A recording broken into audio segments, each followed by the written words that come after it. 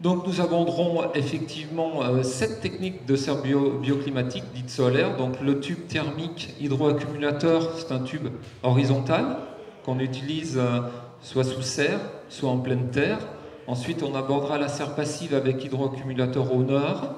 Ensuite la serre polycarbonate avec hydroaccumulateur aussi. La serre chinoise, c'est de là qu'est la genèse du projet. C'est de là qu'on a fait germer notre idée, une idée industrielle.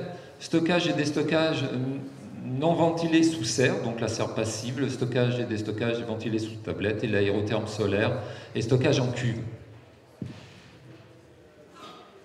Voilà, donc nous sommes en train de développer ce qu'on appelle le type thermique horizontal. Sa fonction capte et on stocke au courant de la journée. Donc c'est un matériel qui peut être utilisé lorsque, par exemple, vous plantez de la tomate entre un double rang. On peut développer un tube d'un diamètre de 32, de 26 ou de 16 entre les deux rangs. D'accord? Donc il y a le côté quantitatif et qualitatif sur lequel on peut avoir un effet. D'accord? Donc on développe des longueurs de 150 mètres, on fait des multiples de 20 mètres, on les remplit dans l'eau, on les remplit d'eau, et ensuite on a un côté, effectivement, ce qu'on a vu en amont, on capte et on stocke et on restitue. D'accord? Donc ici, on a estimé les coûts d'amortissement et les retours d'investissement. Ça peut être utilisé effectivement pour des serres neuves, des serres en rénovation, donc il n'y a pas de contrainte d'exposition. On peut l'utiliser aussi sur les passe-pieds, mais bon, bien connaître effectivement ces schémas de production. Ensuite, donc, c'est la première serre européenne dite passive qui a été construite sur le site du râteau. Donc, c'est un petit peu l'illustration de ce que vous avez vu tout à l'heure, c'est-à-dire au nord, on a des fûts de 200 litres, d'accord, en double tor. Et cette serre dite passive, elle est efficace, son efficacité et sa performance est de plus 5 par une température de moins 5 à l'extérieur. Ça c'est important. Pour optimiser son fonctionnement, elle doit être orientée sur un axe est-ouest qui définit une ouverture plein sud avec les avantages et les inconvénients. Mais voilà son principe de fonctionnement. Son facteur limitant, c'est qu'on ne peut travailler que sur une seule chapelle. On ne peut pas avoir une double nef, puisque forcément on aurait de l'ombre, donc on a du phototropisme du végétal. Voilà, donc c'est simple. On peut être dans l'autoconstruction à ce niveau-là. Ce qui est important, c'est d'être en double paroi. Son inconvénient, c'est l'orientation, et je vous dis, c'est l'occupation au sol de 8% par rapport à l'implantation des bidons. Alors là, ce qu'on a voulu vous démontrer, si vous voulez, c'est qu'effectivement, vous avez la température extérieure, vous avez la température de l'eau qui reste, et on voit très bien l'inertie à l'intérieur du fût, et le delta T qui est de 8 degrés à ce niveau-là. Bon, on ne va pas passer beaucoup de temps sur les graphes, mais c'est pour vous montrer toute la puissance de l'essai à travers le cumul des chiffres. Alors, on a mené une expérimentation d'une serre passive auprès du lycée à Écully. Donc, dans la modalité ici, les 3 modalités étudiées ont été un tunnel simple paroi, un tunnel double paroi, ainsi qu'un tunnel bioclimatique double paroi et bioclimatique à la fois. Voilà, donc avec sur le pied droit un stockage de double fût de 200 litres, et on a mesuré le côté quantitatif sur le végétal. Vous allez voir, il n'y a pas photo sur l'interprétation des résultats. Donc en haut, vous avez la simple paroi, donc vous avez une production de courgettes et de tomates. Vous avez l'effet de la double paroi. Donc effectivement, au niveau de la biomasse, on s'aperçoit déjà qu'effectivement le végétal est déjà plus actif, et vous avez le comportement du végétal suite à du stockage d'hydroaccumulateurs. Voilà. Donc ça s'est fait à 30 km de Lyon. L'impact de la serre bioclimatique, elle n'est pas instantanée, et c'est plutôt une température sur 24 heures qui est cumulée.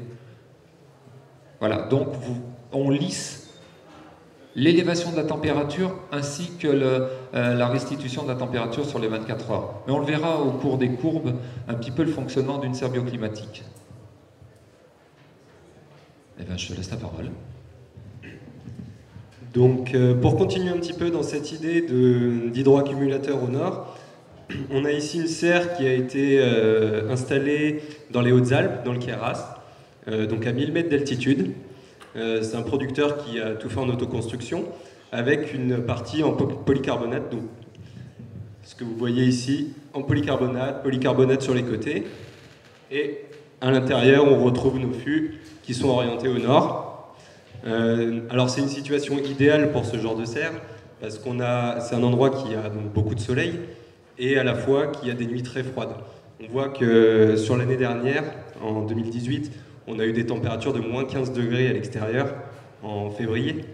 Et avec ce qu'on a mesuré, parce qu'on instrumente absolument tout, ce qu'on a mesuré, c'est qu'à l'intérieur de la serre, quand il faisait moins 15 dehors en pleine nuit, vers 6h du matin, 7h du matin, c'est là où on a le plus froid, on avait 5 degrés à l'intérieur.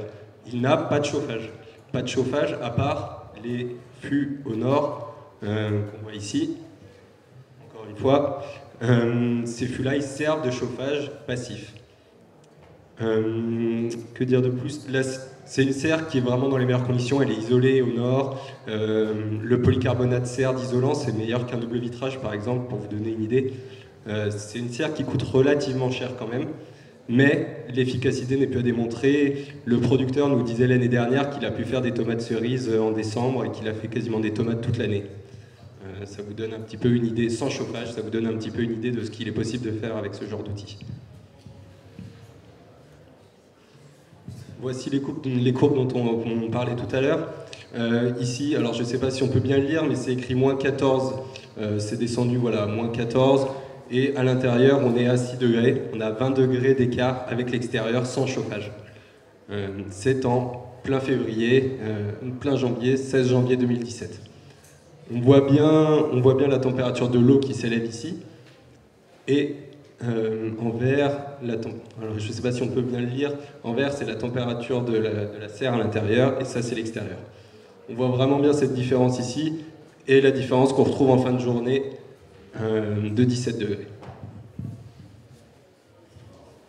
Tout ce concept de mur hydroaccumulateur, il est venu de ce qu'on appelle des serres chinoises, qui sont des serres asymétriques avec un mur accumulateur au nord, qu'on voit bien ici, qui est en terre ou en pisé. On s'est inspiré de ça pour développer de façon, comme le disait Bernard, un petit peu industrielle en fait, avec de l'eau à la place de ce mur en pierre. Il faut savoir que l'eau stocke à peu près 4 fois plus de chaleur qu'un béton cellulaire.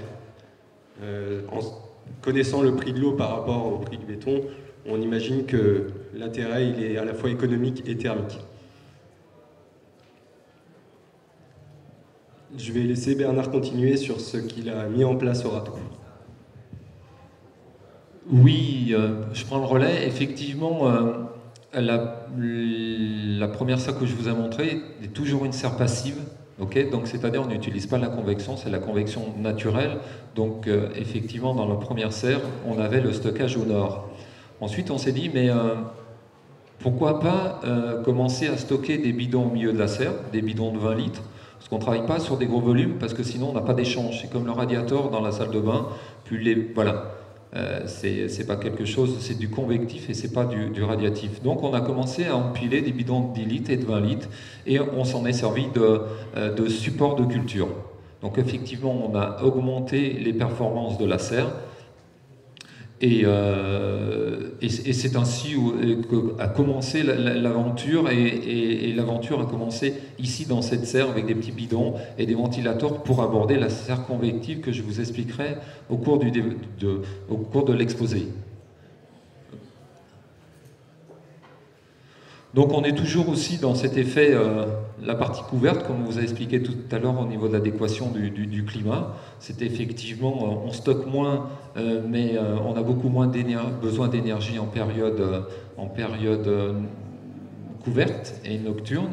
effectivement, quand le ciel se dégage, effectivement, on a une attente et un besoin de chauffage qui est beaucoup plus importante quand on a un ciel dégagé. Donc ça, on a bien étudié l'inertie et le stockage à l'intérieur des bidons. Alors, on passe à la serre convective. Voilà, la serre convective, c'est dans ce modèle de présentation. Le système des hydroaccumulateurs est placé sous les tablettes. On a un principe simple de fonctionnement qui consiste à capter le surplus de chaleur à l'aide d'une convection forcée. On stocke l'énergie dans les bidons. Donc pour cela, on utilise effectivement une cheminée, d'accord, qui est en bout de tablette, de secteur, on peut appeler ça ainsi. Un ventilateur, 0,10 volts, donc on peut travailler du proportionnel en fonction de la température, et une gaine. Donc le schéma, c'est celui-ci. Donc on aspire l'air chaud. L'ordinateur, lui, prend un relevé de température dans les bidons et dans la serre. Alors comment ça fonctionne? C'est très simple. Quand la température de la serre est supérieure à la température des bidons, go, on aspire. Et quand la température des bidons est supérieure à la température de la serre, eh bien on déstocke. D'accord? Mais on déstocke proportionnellement à la température des bidons. C'est-à-dire quand les nuits sont longues, eh bien effectivement, le ventilateur, lui, quand il décharge, il ne tourne pas à 100%. Par contre, quand il charge à 100%. Voilà comment est née la serre convective. Ici, vous avez, c'est notre témoin. Donc, la ville de Paris a été partenariat. On a construit ensemble 1 hectare de serre. Il y a 60 000 bidons qui ont été posés sous les tablettes de la serre, sous les tablettes de production de la ville de Paris, à Rungis, donc entièrement automatisé. Et ici, voilà le principe d'installation, c'est-à-dire on installe d'abord la gaine. Cette gaine, elle est préalablement trouée tous les 33 cm avec 3 trous. Un trou qui arrose le haut, le milieu et le bas du bidon. Voilà. Il n'y a pas de contrainte d'installation à ce niveau-là. Alors, cette courbe, c'est une courbe école. Elle est très importante pour comprendre le fonctionnement de la serre bioclimatique par rapport à une serre traditionnelle. C'est-à-dire la serre traditionnelle, elle est en rouge ici. Donc, qu'est-ce qui se passe à partir du moment où on a de la radiation? On a une élévation très rapide de la température. Ici, vous avez une consigne en rouge d'aération. Donc, on s'aperçoit qu'on régule la température sur un espace-temps, mais toute cette chaleur qui a été fournie probablement par de l'énergie fossile courant de la nuit et par de l'énergie solaire, eh ben, quand on est au-delà de la consigne, on évacue. La courbe bleue, c'est la serre bioclimatique. Effectivement, on voit l'effet de la convection, c'est-à-dire on stocke cette énergie, ce surplus d'énergie, et on s'aperçoit qu'effectivement, on a une courbe qui est beaucoup plus lente. Et cette énergie n'est pas évacuée par les ouvrants. Okay? Au-delà de ça, si on revient sur la courbe d'une serre traditionnelle, on s'aperçoit qu'on chute à partir du moment où on a une baisse de la radiation, on chute très vite, et on peut supposer qu'ici, qu'on fasse appel à l'énergie fossile. D'accord? Et on s'aperçoit que la courbe bleue, eh bien, effectivement, on décharge dans le temps. Voilà, le principe d'une serre bioclimatique. Ce qui veut dire qu'on a une croissance végétative qui est beaucoup moins perturbante pour la plante. On a un climat qui est plus régulé sur 24 heures. Donc on fait moins appel aux produits phytosanitaires et aux régulateurs de croissance. Voilà, donc l'effet, on va dire, d'une serre bioclimatique sur le comportement d'un climat. Voilà, c'est une courbe école. Dans la vraie vie, c'est pas tous les jours comme ça, mais je tiens beaucoup à cette courbe, elle est très pédagogique. Et ensuite, elle résume très bien le coût économique. C'est pas nous qui le disons, c'est la ville de Paris. Si vous voulez, sur une consigne à 14 degrés, on peut réduire de 50% sa consommation énergétique. Hein, sur une consigne de 14 degrés, et sur une consigne de 10 degrés, 80% d'économie d'énergie. Après, on ne va peut-être pas rentrer dans le COP, mais c'est important que l'énergie thermique restituée, divisée par l'énergie électrique, nous donne un COP de 10. C'est assez satisfaisant. Voilà pour la serre à efficacité énergétique. Alors, en collaboration avec la société Agrithermique et le râteau, on s'est dit, ok, on a la serre passive, on a la serre convective, donc la serre passive, elle répond à un besoin, ok, avec ses avantages et ses inconvénients.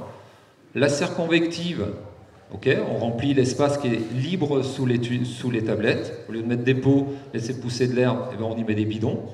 On s'est dit, il faut répondre aussi aux gens qui n'ont pas de tablette, les gens qui ne veulent pas utiliser un mur, qui ont des problèmes d'orientation. Donc on a mis au point ce qu'on appelle l'aérotherme solaire. On a dimensionné, on a inventé un aérotherme, l'aérotherme classique que vous connaissez, on l'a redimensionné, on l'a caréné aussi, on a associé un ventilateur intelligent, et de ce fait, le principe là que je vais vous expliquer, c'est-à-dire que on a associé surtout à cet aérotherme solaire une cuve d'eau. D'accord? Donc la journée, la serre, elle produit, comme je vous l'ai expliqué, un surplus d'énergie. On la capte, cette énergie, on la met à l'intérieur d'une cuve. Et la nuit, on déstocke. Tout simplement sur des consignes qui sont identiques. Quand la serre est supérieure à la température de l'eau, on charge. Et quand la température de l'eau est supérieure à la température de la serre, on décharge. Donc on a réalisé une installation sur 300 mètres carrés à Fazanis. Donc ici vous avez un exemple, une cuve, 20 mètres cubes et l'aérotherme solaire. Voilà, et les performances effectivement sont sensiblement identiques à ce que je vous ai présenté tout à l'heure sur une serre convective. Donc ça peut s'adapter sur une serre en rénovation. Et puis, ça répond à une agriculture un peu plus... une agriculture qui ne fait pas appel à du matériel, mais utilise de la pleine terre, par exemple, ou du stockage. Là, à ce niveau-là. Bon, on revient toujours sur le travail d'agrithermique, l'efficacité donc de ce matériel, c'est-à-dire effectivement, on voit très bien ici quand on a moins 4 à l'extérieur, vous avez une serre témoin et on a un delta T de 12 degrés. Voilà. Et ici, effectivement, on revoit le même principe, c'est-à-dire que probablement on avait un temps qui était nuageux, on a moins chargé, on a une nuit un peu moins froide. Voilà, et bien écoutez... je vous remercie. Ce que je pourrais rajouter au-delà de l'aspect économique, le fait de réduire sa consommation énergétique avec de tels systèmes bioclimatiques permettra, à notre avis, de répondre à l'impact, de réduire l'impact carbone, de répondre à une demande sociétale, voire mondiale. Et on pense de positionner aussi de la production agricole à travers des labels et de revaloriser le produit agricole.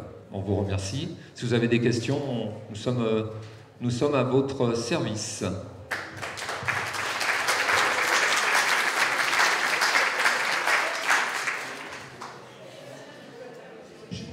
J'en ai pas terminé. Nous sommes présents dans les serres. Donc, ce que je vous ai montré ici, le tube thermique, nous en disposons, on peut en parler ensemble. Stocker de l'énergie sous les tablettes, convective, j'ai un petit modèle. Remplacer des hydroaccumulateurs, ce qu'on appelle bidons. Si le bidon ne vous plaît pas, si l'idée ne vous plaît pas, eh bien on peut le remplacer par des tubes thermiques sous les tables de culture. Voilà. Merci. Y a-t-il des questions?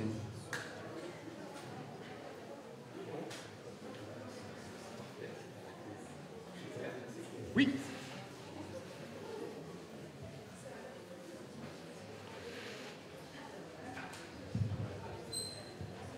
L'investissement, il s'élève à combien par rapport au gain de coût de chauffage, quoi? Eh bien, on peut l'exprimer soit en retour d'investissement. Donc, sur les serres passives, on est sur... on va commencer par les hydroaccumulateurs horizontaux. Donc, on est entre 5 et 10 euros du mètre carré. D'accord? Si on travaille sur du polyéthylène, si on travaille sur des PVC qui ont une autre fonction, donc on peut être sur un investissement mètre carré un peu plus élevé. Ensuite, sur la serre passive, on est sur des investissements entre 25 et 30 euros du mètre carré. Et sur de la serre convective, on est sur une fourchette de 45 à 55 euros du mètre carré, avec des retours d'investissement malheureusement un peu longs de 6 ans. Mais tout dépend un petit peu comment on aborde le sujet, soit effectivement on a la possibilité, parce que tout ce qui a été développé, on l'a imaginé en autoconstruction, et c'est très important. Et puis pour répondre à votre question, aussi il y a des niveaux d'investissement au niveau de la gestion. On peut être sur une gestion informatique très simple, effectivement juste un contact, arrêt, démarrage des ventilateurs. Donc il faut que ça monte en charge, et tout ça dépend aussi du coût de l'énergie. Voilà, j'ai retrouvé. Voilà. Et effectivement, et de sa consigne de chauffage et du coût de l'énergie. Ok, merci. En termes de durée de vie, Eh bien, durée de vie, c'est que l'eau va se changer en vin. Donc, si tu veux, avec là, tu vas gagner de l'argent. Non, mais... Oui, c'est sur le retour d'investissement, oui. Mais sur la maintenance, on estime que de la maintenance, il y a très peu de maintenance, puisque c'est des bidons remplis d'eau, c'est une gaine, et après, c'est simplement un ventilateur. Voilà. D'autres questions? Non, ben moi j'en ai une parce que j'avais eu la chance avec des étudiants de voir au râteau. Je me souviens, les bidons, ça m'avait marqué. Et par contre, c'est quelque chose que j'ai plus vu après. Donc, les données, quelque part, vous en avez pas mal depuis un petit moment. Et on ne peut pas dire qu'il y ait pour l'instant un grand succès, ou alors c'est que je me trompe. Qu'est-ce qui fait que ça prend pas plus que ça, en fait? Je pense que la problématique de l'énergie, les entreprises se sont organisées face à cette problématique. Il y a de l'efficacité énergétique au sein de l'entreprise. Les gens ont investi soit sur de l'écran, soit sur de la double paroi, sont organisés pour programmer leur production en amont ou sur des périodes très courtes aussi. Donc ils sont organisés. Et aujourd'hui, c'est pas, même si le poste énergétique représente 25% pour certaines exploitations, voilà, peut-être que la dépense n'est pas suffisamment substantielle pour qu'il y ait une approche autour de ce produit. Nous, ce qu'on a essayé de faire, c'est répondre à toute la filière maraîchère, horticole, petits fruits, fraisiculture. Donc actuellement, on est dragué par les fraisiculteurs et les producteurs de petits fruits et les arboriculteurs qui vont se protéger pour produire du fruit rouge. Donc voilà, il y a une autre attente dans une autre partie de la filière. Bon, peut-être que l'impact carbone demain fera que les choses vont évoluer, ainsi que le coût de l'énergie. Et puis on a reconcentré les productions à une période. Et puis on ne chauffe plus à 20 degrés aujourd'hui. Mais ça a tout du sens à partir du moment où on commence à... Une serre bioclimatique est d'autant plus efficace à partir du moment où on chauffe très peu. Mais on a besoin d'établissements pour bien calculer le retour d'investissement aussi. Le gain, il n'y a pas que le gain économique, forcément, il est intéressant, mais l'impact de l'IFC aussi, la réduction des produits phytosanitaires, sur cette température sur 24 heures, sur les qualités, sur la réduction. Je veux dire, tout ça, on a besoin de modèles pour continuer à travailler nos résultats. Lorsqu'on a une culture dans laquelle on chauffe peu, on aère, l'effet est nul. On est obligé d'aérer parce que ce sont des cultures froides. Oui, mais j'entends ce que vous me dites, mais je vais juste revenir sur cette courbe. C'est vrai qu'il y a un petit décalage. On travaille un petit peu autrement quand on travaille dans une serre bioclimatique. Effectivement, la ventilation, on peut l'utiliser. On a besoin de ventiler parce qu'on a des taux d'hygrométrie qui sont élevés. Ça peut être un facteur, par exemple. Et dans la serre bioclimatique, c'est un facteur limitant, l'hygrométrie. Effectivement. Mais quand dans la vraie vie, on utilise une serre bioclimatique, on s'aperçoit qu'on n'a pas besoin de ça. Donc il faut trouver son delta T, si vous voulez, entre le point de consigne est un peu différent. Parce qu'effectivement, c'est un compromis. On doit stocker et déstocker, et le matériel, on ne doit pas ignorer la culture. Mais on doit avoir des consignes d'aération qui sont un peu plus éloignées. Ce qui fait que l'énergie que vous cumulez ici, vous n'en avez pas besoin ici. Donc effectivement, il faut adapter un petit peu sa technique culturelle, et il faut trouver une cote parfois mal taillée, et je vous rejoins dans ce côté-là. Mais c'est moins brutal, il fait moins chaud dans une serre bioclimatique quand on a du soleil qu'il fait dans une serre classique.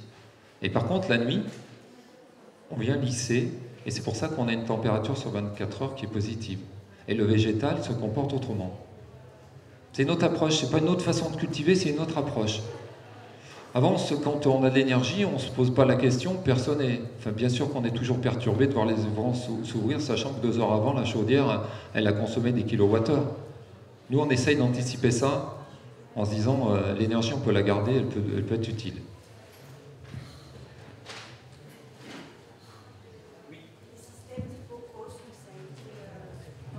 Ouais, c'est une belle aventure, le système Hippocos. Effectivement, en région Rhône-Alpes, il y a une entreprise qui a tenté cette aventure. À ma connaissance, c'est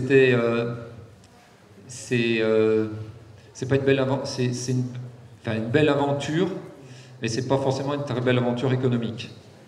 Voilà, pour différentes choses qu'on ne développera pas ici. Oui, l'hypocauste, il faut creuser, il faut mettre de la gaine, il y a du dimensionnement qui est compliqué. On n'a encore pas tout à fait dimensionné les tubes et les vitesses d'air.